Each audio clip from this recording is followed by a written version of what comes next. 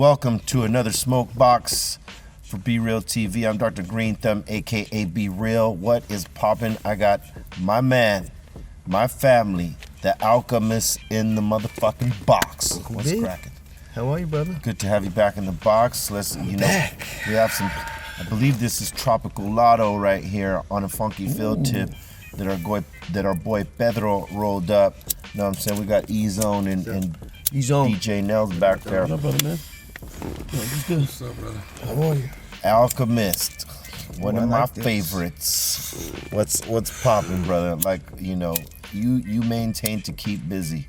Yeah, you know, it's your fault. Well, hey, listen. it's his fault, all right? You started the fire, B. I We try. didn't start the fire. B started the fire. I try to spark things, you know, but I gotta tell you, bro, like your fucking work engine is nonstop. You know, I knew that since way back, but like seeing you in the element of like you know, producing beats for all kinds of motherfuckers, like doing like boutique type of projects, like, you know, getting with this rapper and doing an EP of this and getting with this other artist and doing the same shit, you know, but with a whole different sound and different element. And then, you know, DJing for M on the live shows and then, you know, over there with Action. I mean, you are all over the place and I love that shit. I think, man, I've been along for the ride on a lot of this shit. You know, I've been down with a lot of great people, and I just kind of always got lucky to find my little spot where I could do something creative. You know what I mean? But I think what it was too was we had this super training. Like a lot of people don't know, but you know, when we were 14 years old, we were hanging out with you, me and Scott, and like, you know, you guys. You know, Cypress Hill, House of Pain. We were being part of Soul Assassins was a big fucking deal. Yeah. And that was the first time I got to see anyone make a beat. The first time I got to see anyone with a drum machine. I remember like T-Ray, you. Yeah, you guys were Bugs. exposed to it early, yeah. Yeah, Lethal, Ralph M. I mean, these were like, you know, that's where I first saw that you could even do this shit. You know what I mean? So to me, it was like that training, that early training. I always felt like I told a lot of people that I was like, you know, what's the goal? You know, what do you do? You know, what's some advice? And I always say, like, you know, you got to put your 10,000 hours of work in. You got to master your craft, but it's going to be like one unforeseen scenario of timing that's going to line up, and then that's going to be the real thing that's going to take you there. But you still got to put your 10,000 hours of work in. You got to put the work in. And that's all those years what I did. And it was like, but then it was unforeseen scenarios, which are really based on timing. Yeah. You know what I'm saying? Of just being somewhere. I got to roll with you guys. I was just at your crib, I think, and it was like, you want to go to Woodstock? You probably don't even remember. Right. We went to Woodstock, bro. I was fucking. He asked you just like that? I was 14 years old, and it was 94 maybe, and Woodstock. Yeah, 93, I think. 93, Yeah, 94. I flew on a helicopter with you guys. Was this like Afro Be Real? For sure. Yeah. Well, no, I just cut the afro. I just cut the afro for Woodstock. You sure? Yeah. I had a little bit of hair, but I didn't have the afro then. You're right. I had regrown. You're right. I regrew the afro after that, even bigger.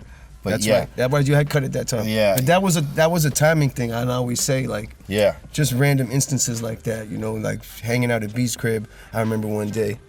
This is when I was in high school. You know what I mean? And you were like, "Yo, Busta Rhymes is in town. I gotta go pick him up." And I took you had the Typhoon at the time. Right. See, these are stories they don't know. That's right. Like Buster probably doesn't remember You this. don't remember that shit. But I took the B-Real's Typhoon and I drove to the airport and picked up Buster. And I was just a little shit, you know, hanging with B. He didn't know who the fuck, you know what I mean? It was just, but that stuff stuck, you know, those stories stick in my mind, you know what I mean? That's a trip though, man. But it's crazy because, you know, like when I first met these dudes, it was through our manager, Amanda Demi. And salute to Amanda. She still does big things today. And, you know, she says, I got these two kids. You know, they're pretty fucking good. You want to hear them? And I'm like, yeah, sure.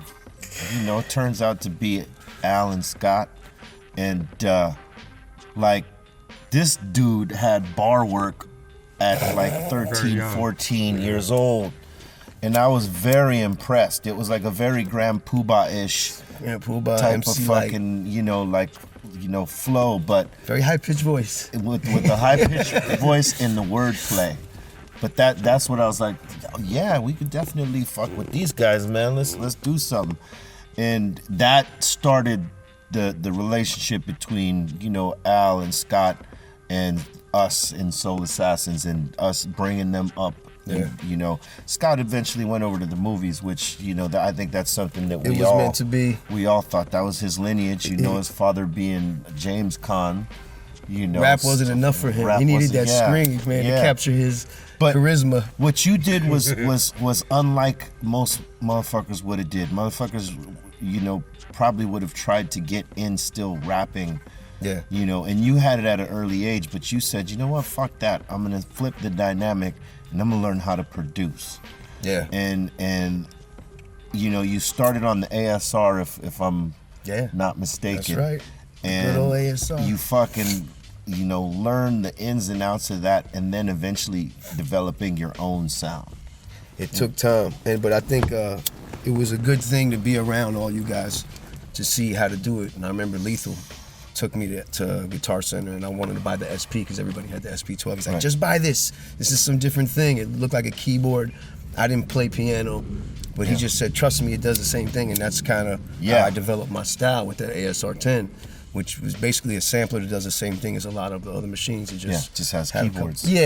So, that helped me develop my style, and that also helped me later on once I was around Muggs, during like the Cypress 3 album, and just helping out because I just knew how to work the machine. And then that's what a lot of people don't know. Temples of Boom, my man Alchemist was working. And with Muggs, he never wanted me to do drums. My drums weren't ready yet. He was like, nah, because Muggs was a drum master, you know what I mean? Yeah. And so a lot of times I would just find little sounds and stuff in records.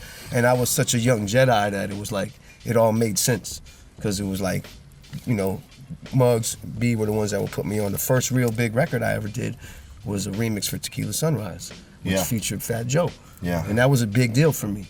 That was one of the biggest, that was like a big deal. Like, I remember John Schechter was at the studio, and he was like, this is big for you, man. You're gonna, you know what I mean? And like, they were letting me do a remix with Fat Joe, and and it was that was before Joe could fly, I remember, because I think he took the tour bus to LA. And he didn't like to fly. Yeah, right. But I mean, all that stuff would help me, because later on, of course, I moved to New York and just do what I did. But it was like those early years. How did you get with the mob? That was through Muggs, basically, because I had moved to New York and I was going to school, and Muggs at the time was doing those Soul Assassin albums. That's right. And he had hooked up with Mobb Deep, God bless his dead, through Bigger B. Yeah. Rest in peace.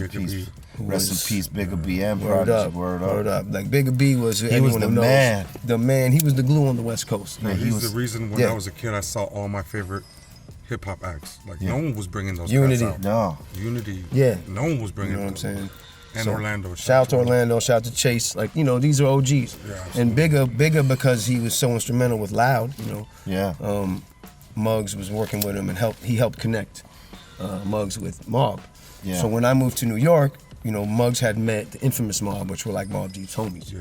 And Muggs was like, yo, you gotta hook up with them because you're our little homies and that's their little homies. And so I hooked up with infamous Mobb first, Twin, Godfather, and Nitty.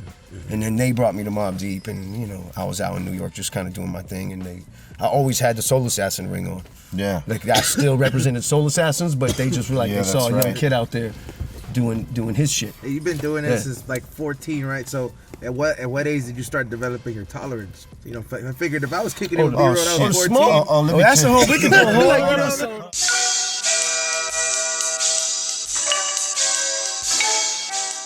Got the heart of a lion, soul of a titan, mind of a genius, fly with the heighten.